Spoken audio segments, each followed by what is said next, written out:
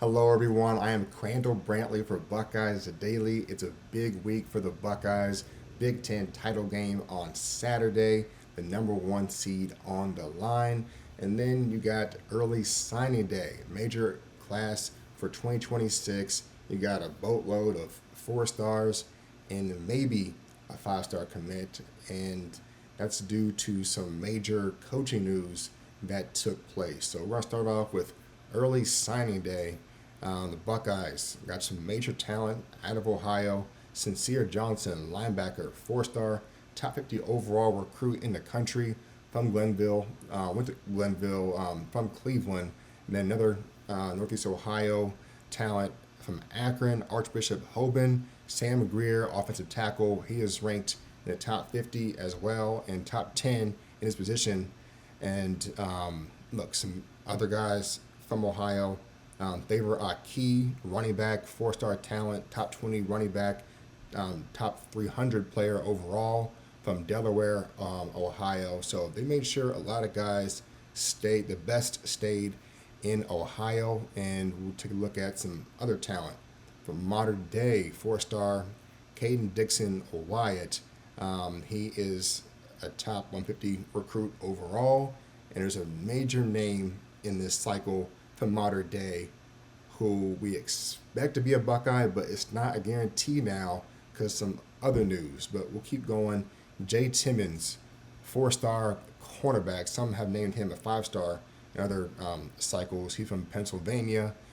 Blaine Bradford, safety, 4 star talent out of Baton Rouge, monster. Then you got cornerback Jordan Thomas. So like, the secondary is going to be crazy for this class, and they got some all around. This is an all around class. We'll take a look at some of the defensive, or more defensive guys. Kari Wilder, defensive end, 4 star.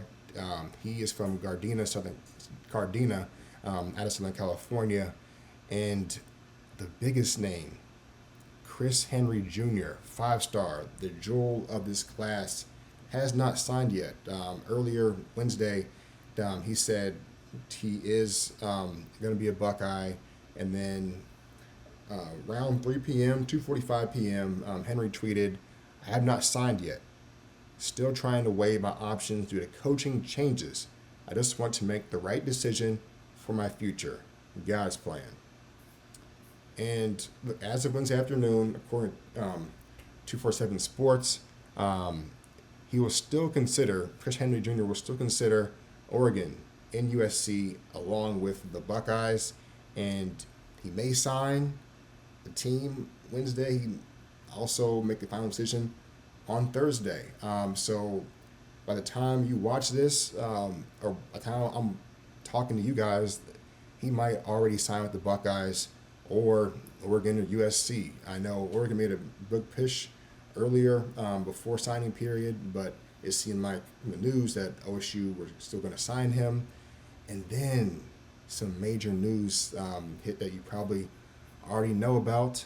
And so let's get to that. And Brian Hartline, he is named the next coach, the next head coach of South Florida, USF. That is a major reason, and it's already impacting the Buckeyes now, his absence. Now, he's expected to still call plays for Ohio State during the playoff run and then Saturday for the Big Ten title. So that's great. But the impact on recruiting and developing receivers, it's already making an impact with 5 star receiver Chris Henry Jr. He might not be a Buckeye now, and I understand why. I mean, for 2 years, he expected to be developed by the best, go to premier program to Ohio State. But for being honest, some of these guys that like we enjoy playing on Saturdays, these 5 star recruits that they have, might not be Buckeyes if it wasn't for Brian Hartline. This is for the roster now. There's like 5 stars. I mean, Jeremiah Smith, the main one, best player in the country, he named here, he wanted to be developed by Brian Hartline. Carnell Tate, he's a 4 star. He wasn't even part of that 5 star group. He'll be wide receiver number 1 in April.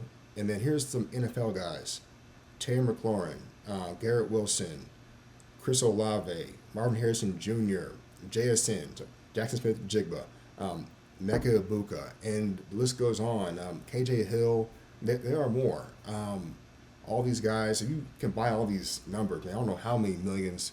It's definitely nine figures if you add all those guys, how much money they're making in the pros. And so that impact, we'll see. There's still five-star recruits that have receivers have committed for 2027. We'll see how that impacts their decision as well. But Hartline hasn't even turned 40 yet. I believe he's 38. Not crazy to think that he has a 6-year contract with South Florida. It's not crazy to think that he could possibly be the head coach at Ohio State after that time period is up. Let's say he goes there for a few years and he's just killing it in recruiting in South Florida. He was already doing that as a receivers coach and OC for Ohio State. Well, he takes guys that were expected to go to Miami and Florida State. Now they're going to South Florida and they're making playoff runs. And then he goes to a Power 4 school. It's possible in day, let's say he wants to leave 2030 and go to the NFL. So it's possible he might be thinking that, hey, my best chance to have like the ultimate goal could be being a head coach ASAP and not staying with the program. Or he's just thinking like, look, I've done more than enough for this program.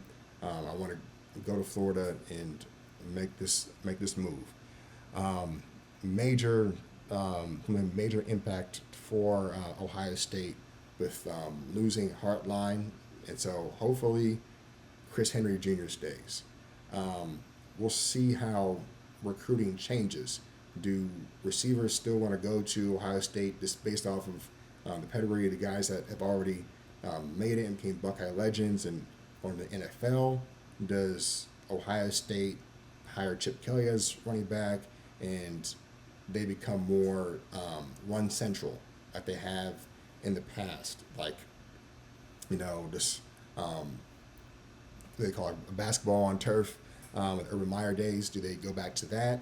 Day is still there, so they're probably still going to be have the air raid offense. They're going to have 5-star QBs, so that could still be enticing for these 5-star receivers. So we'll see how it goes. Hopefully he can win a natty, go back to back. He already beat Michigan again, so that's a great way to go out. Hopefully he can win a national title on his way out before being solely the head coach at South Florida.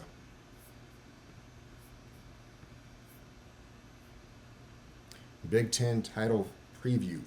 Ohio State is going for its 40th Big Ten title. Legendary stuff. This is the first Big Ten championship game featuring two unbeaten teams. So the 1-2 matchup has not happened. I personally think this would be more intriguing. It was a 4-star. It was the 14 playoff days where let's say there's multiple undefeated teams, and is the loser going to stay number 2, or if they get blown out and not make it at all? Like that type of everything on the line. But this matchup, it's 1-2, but we want the Big Ten title.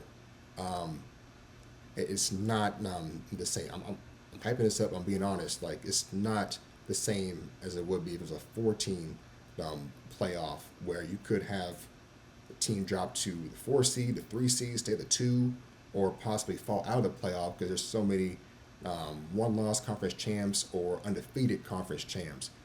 We don't have that. The loser could possibly be number 2 seed at the end of it because there's no more undefeated teams.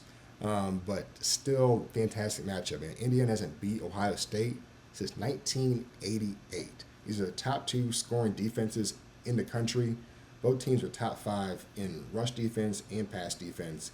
And this is going to be the biggest test for OSU, like defense, since playing Oregon last year a couple of times. This is Indiana, number 2 scoring offense. Elijah Surratt. They got Omar Cooper, and Mendoza, Heisman candidate.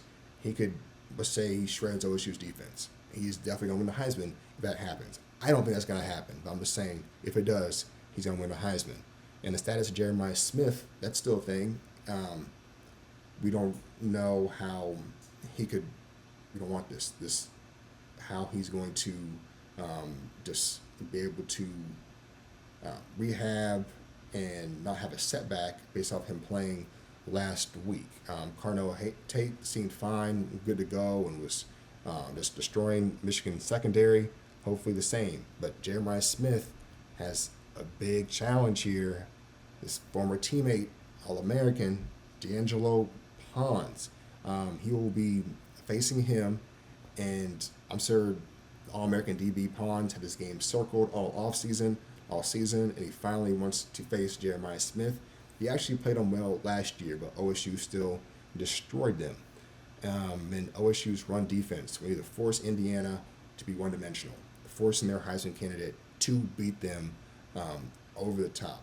That's what they'll need to do, because Indiana has everything going with the RPOs and flying. Like, that's when they can become really scary.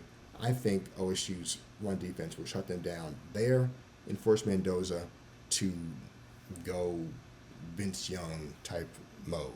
And for Indiana, Fernando Mendoza, who needs a star receiver, Omar Cooper, to show out. You've seen the crazy catch he had against Penn State.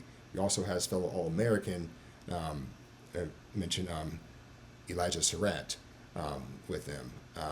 And so this is going to be a major challenge for Iggy, Jermaine Matthews, Caleb Downs. They'll be ready to talk trash. They'll be ready to get after it. They shut down Michigan. It's going to be a different challenge for them, and we know they're going to be ready for that. So let's get to the prediction.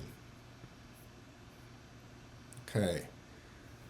I think Sayan goes for around 225, gets the Heisman. It won't be this crazy 350 type game, but it's going to get the job done for the Heisman because he's going to outplay Mendoza. And I think the offensive MVP for the Buckeyes will be Bo Jackson. Just all-purpose yards, 150. He will just gash them running, and when it's time to control clock in the second half, he will do just that. Indiana is going to do whatever it takes to not have Sayan beat them, Jeremiah Smith beat them, and go for his Heisman numbers, which means Bo Jackson, it's time for him to eat. He knows that, and I think that's going to get things done, and OSU will control tempo in the second half.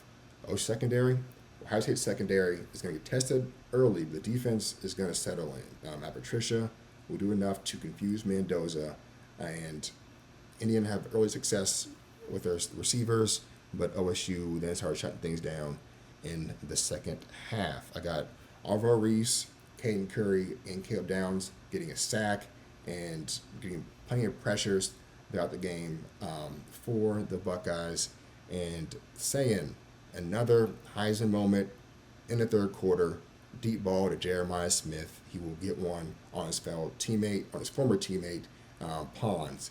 And that'll be it as far as the Heisman goes in the game. So for the casual viewer who wants to see Ohio State lose or see Ohio State get really tested in the fourth quarter, maybe down and have to have a game-winning drive, not your game. It's not going to happen on Saturday. I got maybe a somewhat boring fourth quarter for the casual viewer. OSU fans won't care because OSU I think is going to win the game. So I got Mendoza have a touchdown drive early in the fourth, and then OSU just killing the clock for about 8 minutes before getting a field goal to end the game. Indiana will be the first team to score 20 on the Buckeye defense because of this touchdown, and OSU wins 31-20, going to the playoff, number one in the last unbeaten team. And because it's 20 points, that'll be something for OSU defense to work on and be even better for the playoff. And so this win will solidify two of their main goals for the season, for every season, getting gold pans and getting the Big Ten championship rings, with the third, the biggest goal, on the way in the near future. All right, go Bucks.